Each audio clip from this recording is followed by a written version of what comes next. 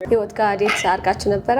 እኔ እሷን ዴት አርጋለሁ ምናምን ብየመጥቼ ማለት ነው እንትን ዴት ያረጉት እንዳለ ይስጣ ነው እንትን አብዮን እኮ ወንበር ስባ ያስቀምጠኝ ነበር። ቢኒንግ እኮ የምግብ ምርጫዬን ያውቅ ነበር። ምናምን ነገር ብሊንግ ሳላለችም ወይ ከሷ በላይ ኤክሶቿን ሳልወዳቸው አልቀርም።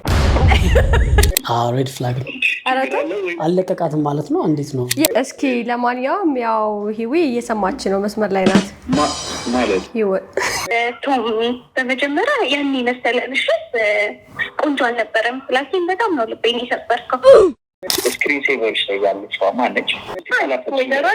ይሄ የጆ በፊት የነበረ ኤክሴ እናቱ በጣም ስለማወዳቸው በጣም ምን አለ አሁን እንደ ብሩኬ ብታምነኝ የስንት ዓመት ብትጀምሪ ኤክስ ያለሽ